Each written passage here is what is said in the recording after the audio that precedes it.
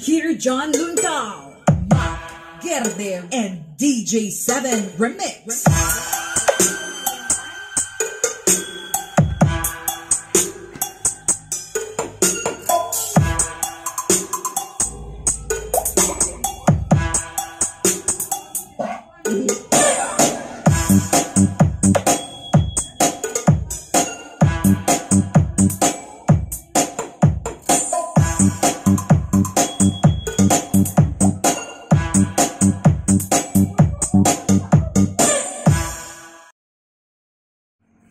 Welcome back again mga sir. Ito, pinahiga muna natin ang ating dual mid-high dahil dumating na ang ating order mula sa online shop. Itong ating high pass filter. Ito po siya. Yan. Ito po ang kanyang model M450. Sabi ng seller is hanggang 1000 watts daw ito. Ito ang kanyang in at kanyang out. Tapos meron po siyang 25 watts 15 ohms resistor, dalawang piraso. So ito meron siyang bulb ba to or fuse. So mamaya kalikutin natin yan kung ano yon. So ito po ang kanyang likod. Tip ko sa inyo mga sir, mas maganda talaga ang may sariling dividing network sa loob mismo ng ating speaker box. Bakit? Halimbawa, itong mid-high ko hiniram ng tropa ko or kamag-anak, tapos nakalimutan kong ibilin sa kanila na kailangan yan idaan sa crossover ang mga tweeters na yan dahil wala yang dividing network sa loob. Tapos doon sa event nila or sa kanilang gig ay wala silang crossover, dinirikta lang nila ang mga tweeter sa kanilang amplifier. Naku, hindi pa makatapos ng isang music, ubos ang mga tweeters na ito. Nasa 1,200 pa naman ang bawat isa sa voice coil nito, kaya kailangan doble ingat talaga at proper communication. Ito na mga sir ang ating driver unit. Noong unang sound check ko nito at noong New Year ay ito lang po ang ginamit kong tweeter protection, isang headlight ng Barako 2 at kanyang free capacitor. Tapos ang sikreto doon mga sir is pinadaan ko sa crossover. So nakaseries lang po itong dalawa sa positive line ng ating driver unit.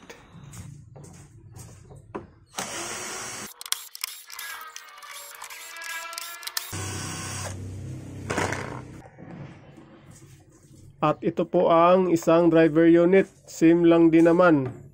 Yan, may nakaseries po na headlight ng Barako 2 at kanyang free capacitor na 8UF 400 volt. So kayo din mga sir, pwede nyo rin itong gawin sa inyong mga low wattage tweeter or mga driver unit. Medyo may kamahalan kasi ang mga dividing network. So itong dividing network na ito mga sir is nasa 799 po ito bawat isa. So meron siyang dalawang resistor 25 watts 15 ohms na nakaseries. So ito po ang kanyang nakaseries na bulb. So tingnan natin kung ano ang kanyang value. Yan, may nakasulat dito, iwan ko kung klaro. 24 volt 50 watts. So testing natin sa ating power supply na ito. 18.8 volt po ang ating power supply, tapos may tester tayo. So ititesting natin tong kanyang bulb kung umiilaw ba siya, malakas ba siya umilaw. So ito 16.9 po dito ang ating power supply sa ating tester. So yan, ang init, 50 watts daw ito mga sir, pero medyo mahina po ang kanyang ilaw. So ito ang ating gamit noong New Year, isang headlight ng Barako 2 na 24 volt 35 watts lang. So ito din, pailawin natin. Yan, malakas po dahil siguro nakadesign ito sa headlight. Yan. So ngayon balik natin dito sa kanyang holder para may salpak na natin ang ating dividing network sa loob mismo ng ating speaker box. So ito na mga sir, ready na to. May mga wires na po ito papunta sa ating driver unit. So ito, naglagay ako ng markings in at out. Sa kabila naman, siyempre ganun din, in at out. So itong may shrinkable tube na kulay itim mga sir, ito po yung pinaka-negative natin. Naubusan kasi ako ng kulay pula para sa positive, kaya hindi na lang ako naglagay. Ito na lang sa negative, nilagyan natin ng shrinkable tube na kulay itim para sa negative papunta sa ating driver unit. So take note mga sir, kapag nagkakabit kayo nito, wag na wag nyong baliktarin. So double check, kung kailangan triple check pa, dahil baliwala lang din ang ating high pass filter kung mabaliktad natin ang ating kabit sa positive and negative.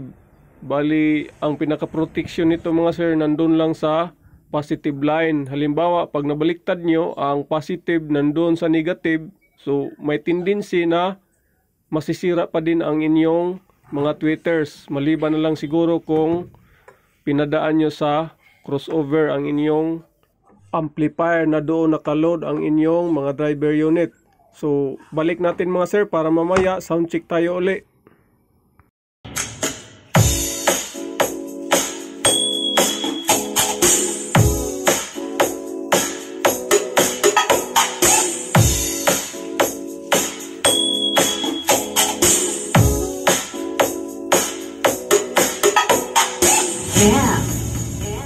CR and DJ Cory.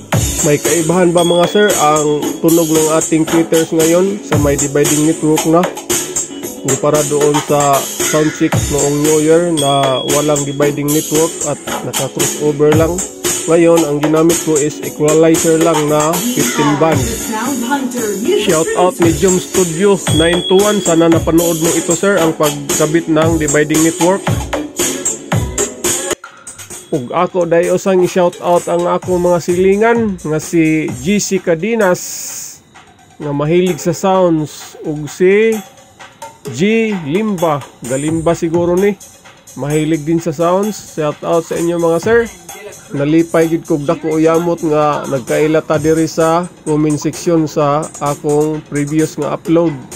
Abi ninyo mga sir, kining akong ginagmay nga setup dinhi sa balay, 15 years ni na akong gianam-anam og palit, usa ko nakabuo ani nga ginagmay nga setup diri sa balay, kay mao jud ni akong bisyo pagpamalit og amplifier, speaker.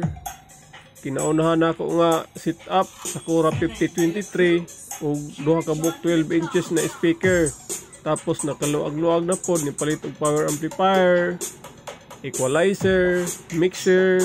Kining bisyo ha mga sir, kalas kay ni kwarta, pareha ra pud ni sa cellphone nga mo luma ang atong cellphone, mangandoy na pud tag mas updated nga cellphone, walay kahumanan. So balik tag sound check mga sir.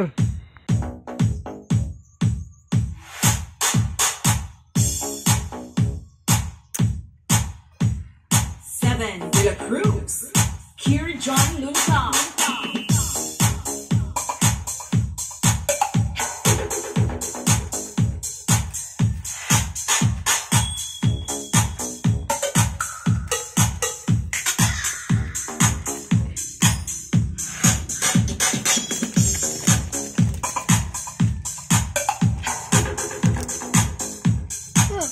Tura, tura.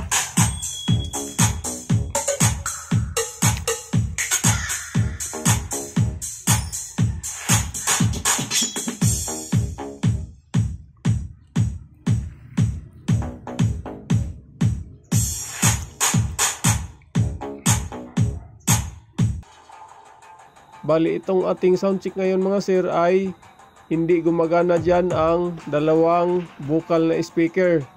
Ang gumagana dyan is dalawang speaker at dalawang tweeter, dahil maliit lang po ang ating amplifier na ginamit ngayon sa ating sound check.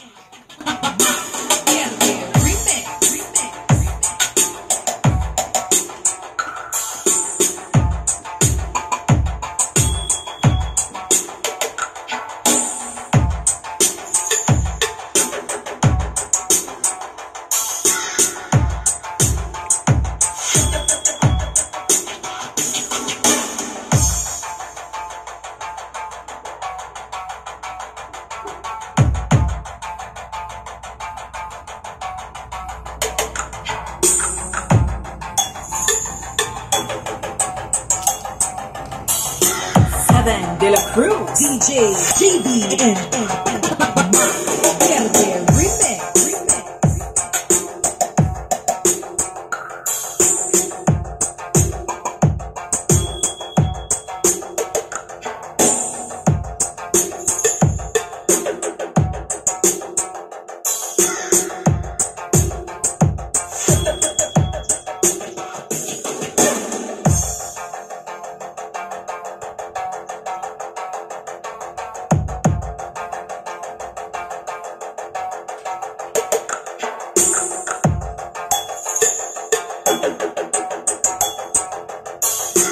7 De La Cruz, DJ JB, and Verde Remix.